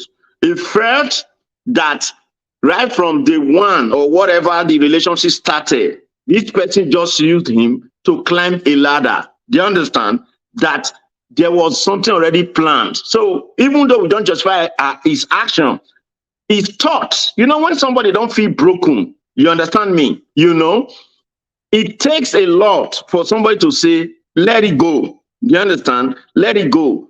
Don't feel whatever. These people, when they delete the person, they delete themselves. You should ask yourself why. Because they know that what they want to do is not acceptable in this environment. Do you understand? So they don't give up. They don't lose hope. Auntie B, you never go where market for born, where Igbo man goose worth billions for born. May you see where somebody they want to enter the fire. So that kind of feeling, Auntie B, it's not like the man will really run into the fire to burn himself, right? The man feels that everything he has lost. There's nothing. What am I living for? Do you understand? How am I going to do this again? That is 2. Then 3, important part of this one is by me being a single guy today, and I want to say this to you, Auntie B. It's not, this topic is what I will beg you that we should treat another time. This is my 3rd point. But pardon me to put the light there and let us not drag it. I am a very strong person that is critical about going to bring somebody from obodooyinbo, whether you like it or not. Auntie B, are you there? Yes, I'm hearing you. Go ahead. Right. I'm very critical. I don't really support it. We're not against it. Yes, you believe that you should marry in your environment. In your environment. But Auntie B, I'm understanding something now. Sometimes if you are not experiencing true situation of people in that bracket, like for instance, those who marry from Nigeria come here cannot speak on this issue. It's just the truth. Now, a person like me that is currently in the US and is single and is ready to get married now, that can speak on this point I'm talking about. You can reason it anyhow, but now we inside the shoe. Now we wear the shoe. Now we know where leg the pain us. What is the point, Bill? Yes, because the point heavy. The point is this. There are many single people abroad, but the truth is that if you insist as a Nigerian to marry a Nigerian in this obodooyinbo, more than likely you are the kind of Nigerian that wants a Nigerian mentality kind of marriage. That is why you are insisting on marrying a Nigerian, right? That mentality of woman where they find it no go dey here for you. Do you understand my point? So this, what mentality? I don't understand mentality of Nigerian marriage. What do you mean by that? Okay, let me run it again. What I'm saying is the reason why Africans go to Africa to marry mostly is because they want to marry in that our useless African marriage mentality. Do you understand my point? Like you want a woman to be our African submissiveness, in terms of whatever. You want somebody can control or whatever you can use. So I'm not saying the mentality is right. I'm telling you that is subconsciously, that is what is in the mind. That's what they are looking for. Yes. The Nigerian man is looking for a Nigerian wife in the first place. Because somebody like you have said it, which is the best advice to people. When you are abroad, don't look only at your nationality. Look elsewhere too.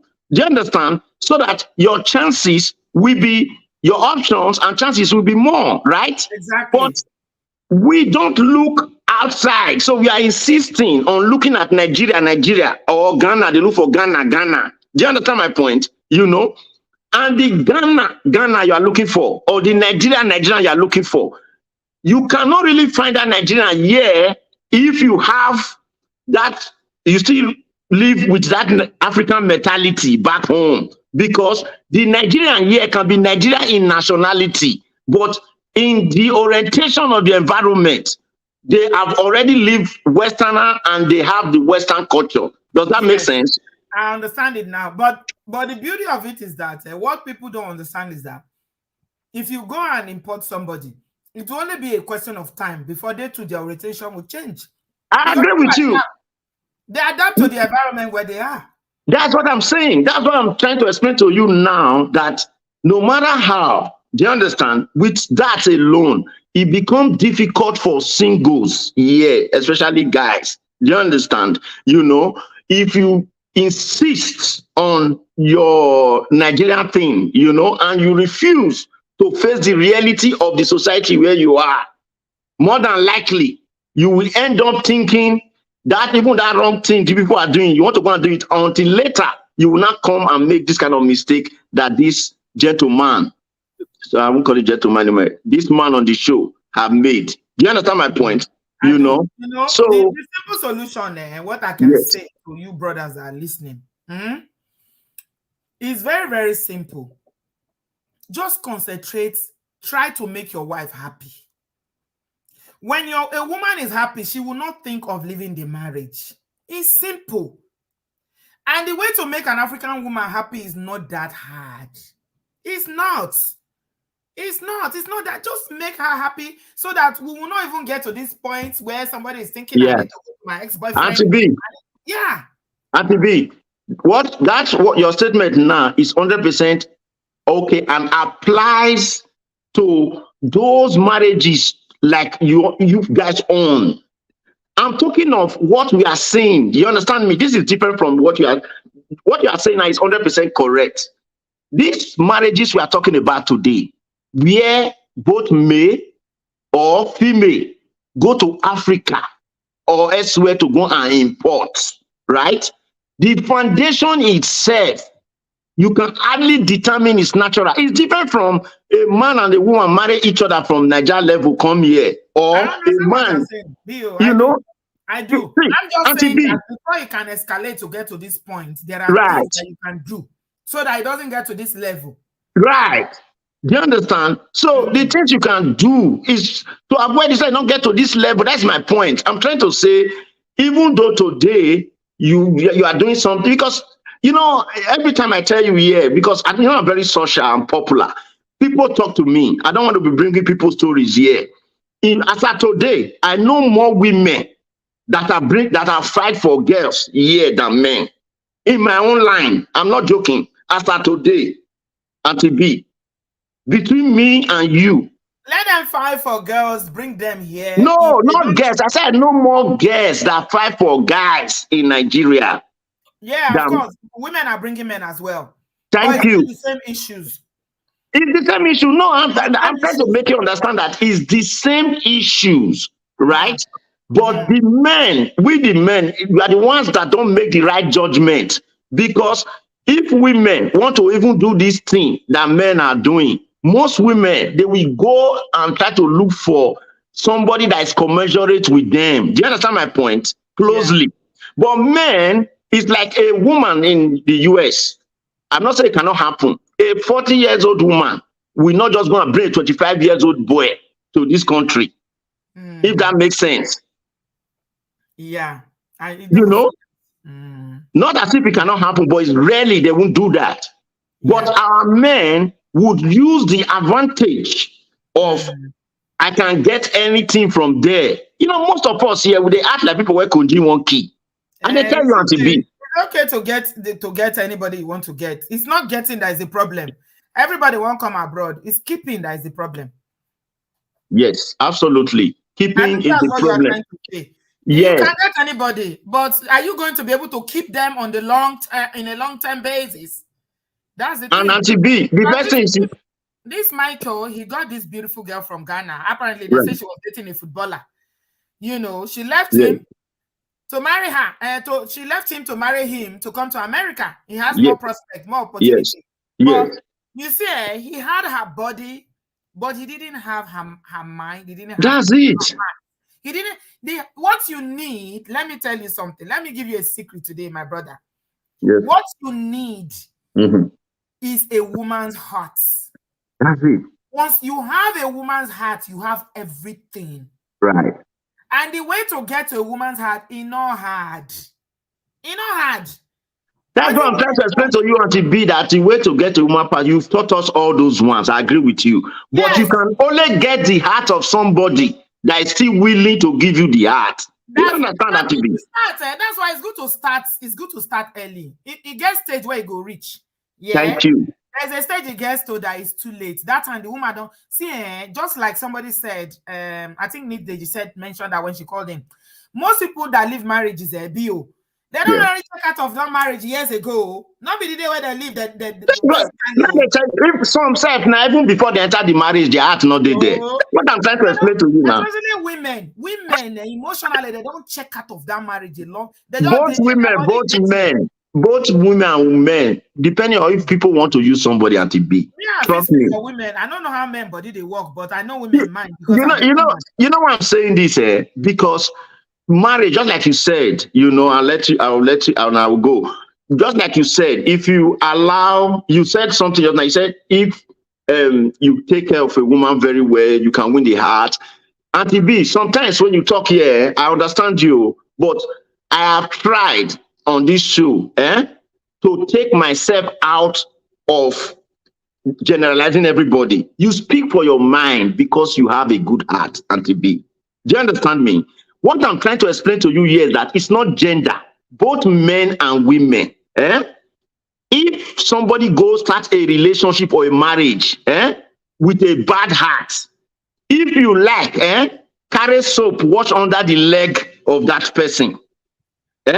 If there's a target, Auntie B, I'm telling you, 99% of the time, you cannot win anything. You're not going to work. That's what I'm trying to explain here. So, in that sense, that is why you have to protect yourself, because marriage is simple.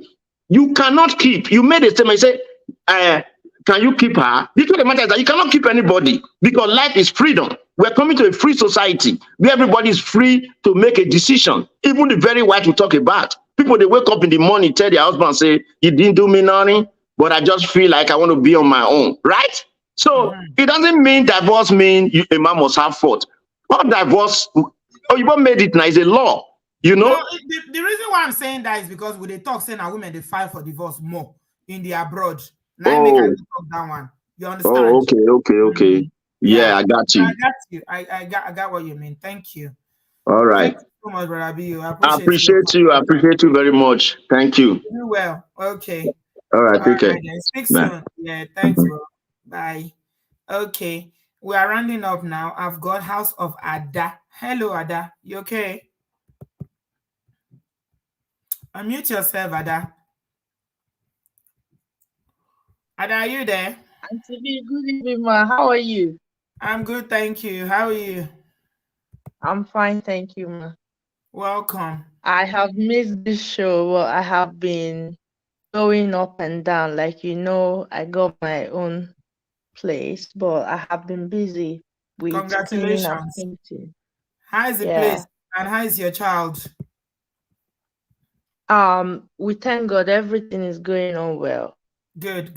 So this this topic, as you know, is just like my own situation.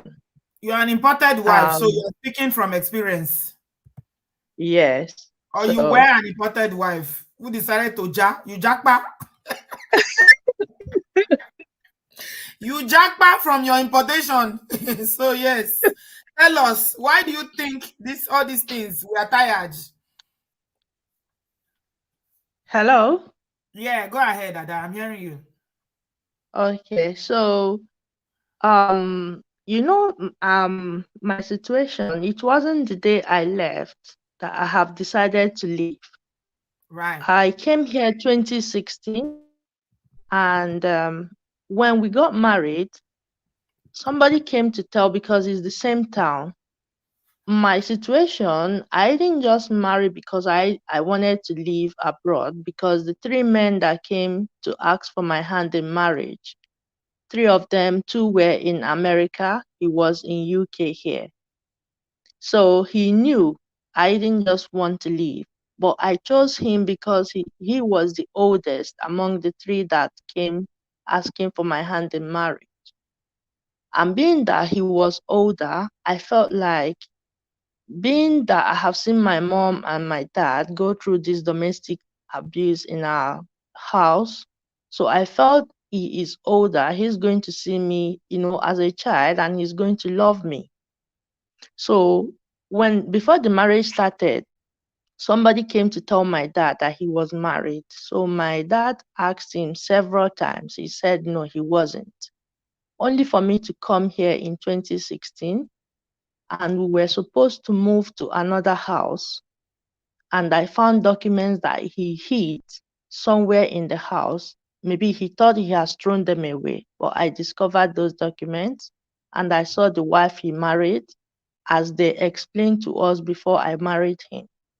So in my own situation, if people, just like Brother B.O. said, that they go to Nigeria to marry people with the mentality that, oh, this person, she doesn't know anything. That men go to Nigeria most times to marry somebody they can oppress, somebody they can control. In my situation, that is what he did. Somebody who cannot ask him why he's doing some certain things. The reason I left wasn't just his medical condition. It was because of the lies. I had no trust again. He blackmailed my dad. Oh, he said he's not going to, you're not going to have children. He blackmailed me. He blackmailed my friend. And I came here, I realized all he said to me was lies. I was never married. Now it turned out he was married. So for me, the reason how I left, and I left safely, was the help of a friend I met in the church. I did not make phone calls on my phone. He did something to my phone that I realized when I make phone calls, he was listening to my conversations. So my friend devoted her house for me to use. She told me, I was like, no, he can't kill me or do anything. She said, I have worked with women in the refuge before. Yeah, This buy, type of use men. buy or delete here. Oh, sorry, delete. Sorry, yeah. So when you're making a research about women's aid or refugees, come and use my computer at home. I said, no, my phone is okay. I have lock on my phone. She said, no. If he discovers, he's going to harm you, like by you. I said, no, he's not like that. I know he is emotionally abusing me, but he can't go to that length. She said, you are with him and you may not know, but for your own safety, come and stay in my house. And I was in her house. When I make phone calls, I use her telephone. When I want to search things, I use her laptop. When I contacted the refuge, they were using her address, and that was how I was able to leave safely. And being that the time I left wasn't the first time I ever said to him I was leaving. Like when I came 2016, I went back to Nigeria. I told my parents I'm not marrying again. He lied. But my mom was like, oh, men lie, If they had told you the truth, you wouldn't even marry. So he loved you. That is why he had to lie. I said, okay. I now came back 2017. We The lies, continued. the lies of love. It was lying to you because of love, too much love. All these are our that mothers. that that is what Women are that is so what my damaged. mom said. Some of those our I mothers came were so back. damaged. Chai. I came back. I realized the reason. I said, okay, now tell me, why did that woman leave? He didn't plan. The plan was not for him to bring me here. The plan was for his brother in Nigeria. These were the things that made me leave. The plans was for his brother in Nigeria to get me pregnant, and he will come to pretend that the children are his. So his brother was busy seducing me, trying to sleep with me, and I refused. And I was fighting. His brother went to my dad to say, your daughter is stubborn. My dad said, yeah, she has always been stubborn, without asking me, what did your brother-in-law do? Why are you fighting them in the place that you live with your mother-in-law? I would be dressing, my brother-in-law would barge into my room. I was fighting for 2 years. And now he saw that, oh, this is not the kind of lady we can play with. He now decided to bring me over. And you brought a woman, a 28-year-old. You were supposed to do IVF. You did not discuss IVF with her. You did not ask her anything at home. You discussed with somebody in the hospital and you took me to hospital. And because I didn't want to seem so assertive, I was trusting until the day the doctor said, she must sign these documents. And Yeah. I said, okay. Her story is on the channel. Yeah. You want to know the whole of her story. She's been on the show before to tell us that story. I think you need to come back to give us the updates because you were in the refuge when you came the last time. Were you in refuge yet when you came? Blessing. When I came, when? Yes, ma. When you came to share the story, your story about how your husband married you from Nigeria and deceived you to do IVF. No, I wasn't in the refuge. You remember that day I told you I was at the park? The day I shared my story. Yeah, you had not left. Okay, you had not left. Yes. No, I had not left. Yes, I was at the park when I answered. So I went through the refuge. Yeah. Yeah. Did he try to get you back after you left? He tried. Now, because of the teaching I'm learning a lot from Obodoyibo TV. I said I'm not going to use my daughter to fight him. I even told him I am open for co-parenting. His cousin called me, a woman of 56-year-old. She said, Blessing, this man is my brother. Do not co-parent with him. He will take your daughter and run to Nigeria. My brother-in-law has slept with his cousin and got her pregnant, a girl that they were kept in the house to look after the mother. They did not tell their auntie that, oh, your daughter is pregnant and it's my son that got him pregnant. They did not tell the woman. The girl, they hid her to somewhere in Lagos. She delivered. So the woman was saying, Blessing, they will take your daughter and this family, they can abuse her and no one will tell you. Your daughter will come after 18 to say, oh, this happened to me. Blessing, this man is my brother. I know you are kind, and you would want to co-parent, but don't do it for the sake of your daughter's... His family member told you this? His cousin told you this? Yes, her cousin, yeah. A woman he introduced to me in the house. The woman saw me when she heard about me, but we only met when I had given birth. She came to see my daughter.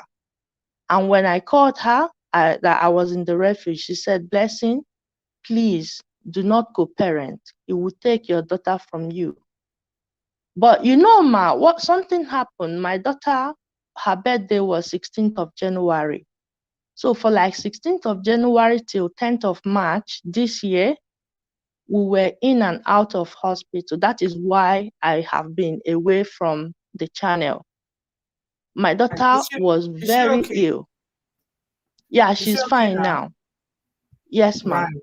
But we've been going in and out. The doctors were checking. They couldn't see anything, but they saw that her body was being affected. Rashes, some sores. They have been taking blood upon blood, checking, until one woman came to tell my mom, we saw your granddaughter's picture in a shrine. So my husband, yes. So my husband took my daughter's picture. He went to Nigeria. His mom died on the process. So because on the process of all of this, my dad got to know that because I haven't spoken with him since that 2017, all this happened because he blackmailed my dad. So the reason was I would deal with this girl in so much that she wouldn't have a family to go back to. So when I went back, they rejected me. I have to come back here. Then when I came back here, I wasn't speaking with my dad till last year. So my dad is a member of Charismatic in the Catholic Church. But this year, when all of these things started happening, the doctors were taking blood, they couldn't see anything. Then it was confirmed my daughter's picture is at the shrine. And they sacrificing, doing some things upon her to, and the woman said, so the native doctor finally told the woman, this girl, I don't know, they said she's in abroad. So the plan is for me to keep touching her till this girl says, I don't want to be with my mom, I want to go back to my dad. And secondly, to stress the woman, so she will be saying, oh, I don't want to be with my daughter again, I'm tired of all of Really this. wanted a child, and this is how he could think of getting his daughter. Wow. Yes. So Did you know from he that was 16th a of, traditionalist before? Did you know this man does juju? yes, I told my mom, when I went back to Nigeria, I told them, in Nigeria, in Igbo land, there are some marks you will see on a man's body at the back of their shoulder or around their waist. You know they are into something. I told my mom said, somebody in UK cannot be going to Nigeria to do juju. I said, he is doing it. The week they married me, I saw some things in the room we slept. I told my mom what happened, but they thought that I was hallucinating. But now all of these things started making sense to them. So my dad came out. Even what I'm saying to you now, the priest got involved. Like since January 2016, my daughter would sleep and wake up every 2 a.m. and be screaming. In the beginning, I was calling ambulance. They came 3 times. They said your daughter is too young for blood test, but they had to do the blood test after a month of these trials going on. So now that lady who I used her house now said to me, Blessing, you see what I said to you? This man, if he knew you were going to leave, he would have deleted you. So after March, the 10th of March, my dad started praying with his fellow members. Finally, my daughter woke up that 2 a.m. on the 10th of March and started screaming, Mommy, there are lots of spiders. I got her up. I started praying for her. The next day, they told my dad that my mother-in-law is dead. So he is in Nigeria. They have buried her. My Wow. dad said, this is the beginning. So and he said to me, just make sure you are not messing up yourself, because the way all of these things happen is if you had left him and you are busy sleeping around with other men, the evil they planned for you would have happened to you. But because you left, and God knows you haven't gone to expose his evil, that is why God is fighting for you. So at this moment, like my fellow people in the refuge, they would leave. It would take like a year for them to get a house. The government gave me a very big place, 2-bedroom house, very comfortable for me and my daughter. Wow. So my life, all of a sudden, overnight, it changed from being bad to being good. Hallelujah. So if men are saying, we brought you and we don't want you to leave, they should do better. My husband, if he was at least having a conversation with me, what I needed was somebody to come home and speak to. This man does not have a chat with me. We don't talk. You know, as married couples, you discuss, okay, this is where we are at. This is what we're going to do to move forward in our marriage. This man doesn't talk with me. He doesn't have sex with me. He doesn't do kerewa with me. It was once in a month. It got to 2 times in a year because he stopped taking his pills. It was like mental illness for me. You don't talk, you don't do, there was no connection. And this is somebody that was that was brought all the way from Nigeria. So the isolation is there, not knowing anybody, not having friends. You are not working. It's just church and, being at home as a wife. So yeah, we remember your story. I think, yeah. How are you doing now? How you said that you got a place now. Your daughter is well. Yeah, but by God's grace, we are doing well, and I did banking and finance in Nigeria. I came here, I started a new career in teaching, so I'm doing level 3 now. I Well thought I'll done. be going to full-time school in September. Well So done. Well my done. plan is, if she goes to full-time school, I want to start to get a job in teaching in As a teaching school, to be assistant. a teaching Yes. assistant. And Yeah. from there, I will keep growing. I will Well keep done. learning to become a teacher myself. Well done. So Well the done. woman, it was 2 women. The woman I worked with the first time I came here, and then the one I met in the church, 2 of them Mm. supported me to help me Mm. buy the Mhm. furnitures I have, and with the money that I saved as well. So Mm. it's not like I have really settled, but Mm. as the month comes in, I'm buying the things I need, You're getting there. saving, You're and getting there. yeah, Yeah. I'm You getting don't there, think yeah. as long as you But have somewhere to sleep, you are safe. Your safety is yeah, what is paramount, you know. As long as you are safe, that's what is most important. But I'm happy to hear that you are doing yeah, well. Blessing. May the Lord continue to keep you and your daughter. Next time we're having an Obodo Farm event, I'm going to invite you. Try and come out so we can meet. All the best to you and your daughter. Thank you so much for sharing. Yeah, that's a typical case of an imported wife, in case you are wondering.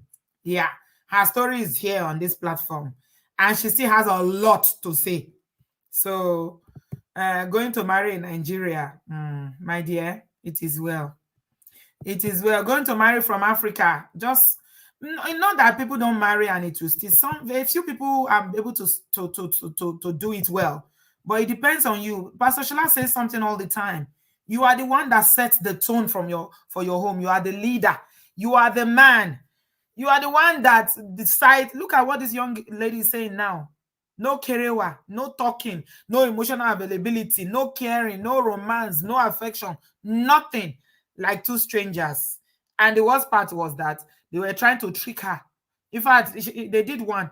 It's the second one she said, Laila, I'm not doing again. IVF. How do you trick some? How do you think Nigeria in this day and age that women in Nigeria, no matter how young, even if they are 15, that you don't know when you are being tricked to do something in a hospital? So these are the stories. When people come and say, oh, but you are the one teaching women how to leave their husband, I will just be looking at them and shaking my head, because these are ignorant comments. You don't know the backstories of what these people go through. You don't. All you hear is that someone like Blessing's husband now will be going around and around telling the whole world, I brought her from Nigeria, she left me. Okay, what did you do? What happened?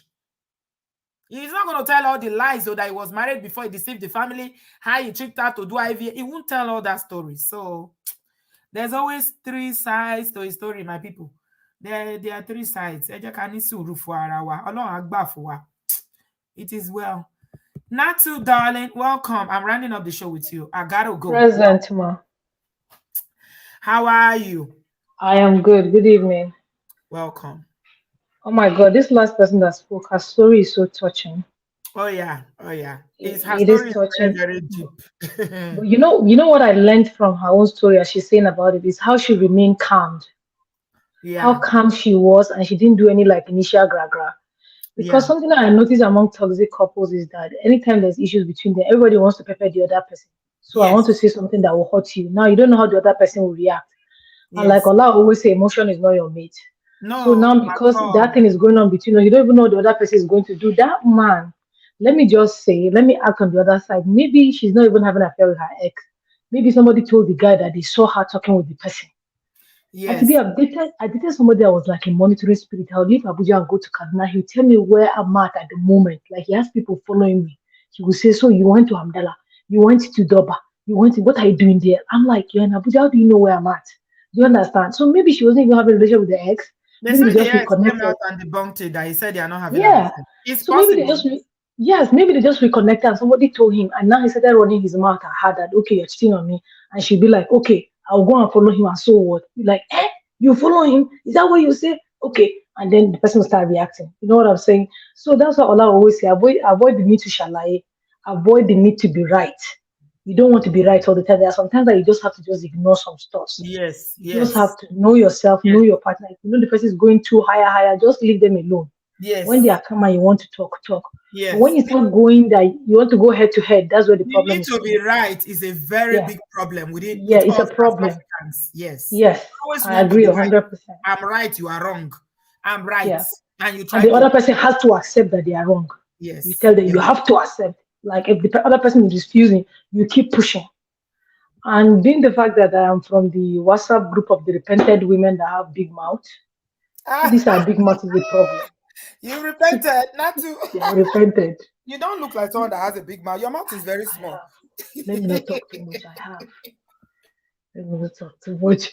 But that's a problem. I'm telling you, when they're doing it, like you want to say something to make him feel bad because he's hurting you, you want to hurt him back. You don't have to do all of that. You have to wear the big pants sometimes.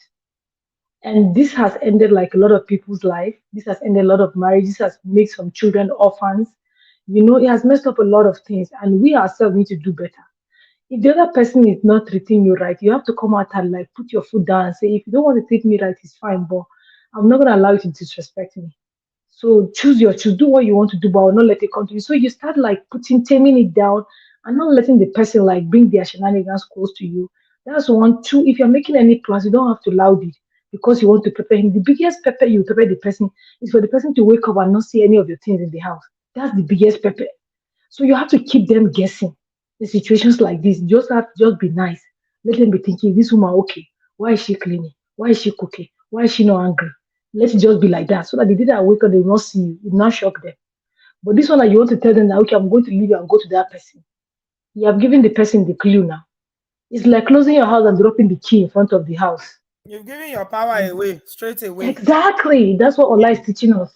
Yeah. You give your power and then you complain. So it's Mhm. it's really a problem, honestly. I feel so bad for her kids. I'm glad she made it. I pray that she's able to come out of it and be able to take care of her kids. I pray that her kids will be able to go out through the top, be able to survive this and get therapy, and the rest, and the other rest of us that are on this planet that are listening, and some that are going through that don't want to talk. Like we understand that it's hard, but please, if you want to plan, just plan in silence and just appear one day and just do boom. But all these things that you want to show off, that I want to show them that I'm doing well, I want to show him that somebody is liking me, I want to show him that if he doesn't want me, somebody wants me. All that one is unnecessary.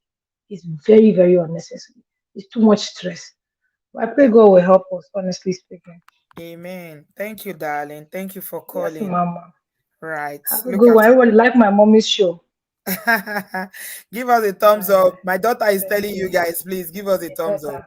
Guys, Thank give us a you. thumbs up. Yes, Thank you so much. Yeah. yes, ma'am. Thank you, love. So, this is where we're going to call it a night today. But I mean, I don't think, like a lot of the callers said, there's nothing in this world that is worth ending somebody's life for. Please, let's not allow ourselves to be pushed, no matter what. Women, please, yeah, guide what you are saying, mind what you are saying, learn it. No matter how the thing is peppering you, if you cannot keep quiet, just walk away. If you know you are going to say something, don't put yourself at risk, because remember, you are weaker. Yeah, uncles, torí Ọlọ́run, à ń bẹ̀ yín ni. The vows, yesterday I was playing a video of the vows that Mongo Pa called Ndubisi was, I will love you, I will cherish you, I will do this. Next thing, the same vows he used to delete that woman. Hey, Joe, we are begging you. We are your sisters. We are your daughters. We are your mothers. We are your wives. We are your girlfriends. We are even your side chick. Gang. Hey, Job, you people should stop deleting women. Learn to control yourselves. And the reason why I kept talking to BU about how to even stop it before it gets to this level is that I know it's very hard for the older generation at a certain level. It's very hard for you to learn some new things. You are like the old dogs that is very difficult to learn new tricks. This is how my father did it. This is how my mother did it. But you can see how our parents, most of them did their marriages. They were not always right. Look at her Blessing now. The mother was telling her that the man lied to her because this is how men lie. You see, this is what all these women know. This is how I don't even blame them. I can't even judge them, because They say if you know better, you will do better. They don't know better. If you didn't lie, you will not have agreed. That is what they know. So please, it starts from how you build the foundation of this marriage. A lot of African men are not emotionally available. That is one of the things that I hear women telling all the time. You never talk. There is no emotional connection. There is no talking. There is no, romance. There is no intimacy. It's only kerewa. Women you need to, all of you should be following, even if you don't like Pastor Shola. You say you don't like Pastor Shola, at least. What about Pastor K? PK is the one that it teaches quite a lot about the things that you need to build a successful marriage. Talking. You need to talk. Talk, talk. And it's not like you guys don't talk. You talk to your friends. You talk to your business partner. You talk to other people. You talk to your family. Some men will be on the phone with their family for hours. But the person they live in the same house too, and they live in the same house with, they will never talk to them. And the abroad is very, very lonely. Let's learn all these things. Don't say, what about women? What about women? Pastor Shale is always telling you guys are the leaders. Lead by example. Don't say it's not a tit for tat. You are the leader. You are the president of your home. Set the tone. Set the foundation. It's the foundation that you set that will be built on. Don't be doing tit for tat. Talk. Touch. That's the next one. It's from PKO. Touch. You need to touch. Touch. Don't only touch when you want to kerewa. And please don't use kerewa to punish anybody. Hear what that young lady said. Kerewa once in a month. Kerewa, you will be 50-something year old. You go and marry 20-something year old. Then you don't kerewa her. You think she will be happy because you think you brought her from Africa. She doesn't need kerewa abi. It's not true. I'm not saying that women they're saints. We are not need to what we get our own for our hand. Okay, but at least if you've done the best that you can do as a man, you say, you know what, I gave it all. Then you can boldly beat your chest to say, you know what, Oloju Kokoroni, this woman she has long throats. I have done the best that I can do to make her happy. Some brothers don't care about the happiness of their wives. They never care. Whether you are happy, whether you carry face, they will not even notice. They won't even see you. No attention, no affection, no touching, no kerewa is a hit and run and not regular. After a while, a woman checks out emotionally. When a woman checks out emotionally, it is hard. It is very, very hard. Let's do better. Please don't be deleting people. Now, this man has gone to delete himself now. His people have gone, they've rejected his body. Fair. In our culture, we don't do this. Yeah. They don't want him. They say don't bring him. Even though he told them that he doesn't want to be buried in the US, that she bring him to Ghana. Ghana, his people say, no, which Ghana? Don't bring him here. Yeah. Please, I hope we will learn. I'm just going to round up by saying what that the chief said. Don't leave GUN in your house, please. Don't leave that thing within reach. Don't. God will not allow Satan to possess you so that you will not know what you are doing because of rage, anger. Women, please, protect yourself. Only one life. The covenant of life is longer than the covenant of marriage. Please. If you know you lost somebody in Africa, don't follow another man in the abroad because you want to go abroad. It is not right to use people like that.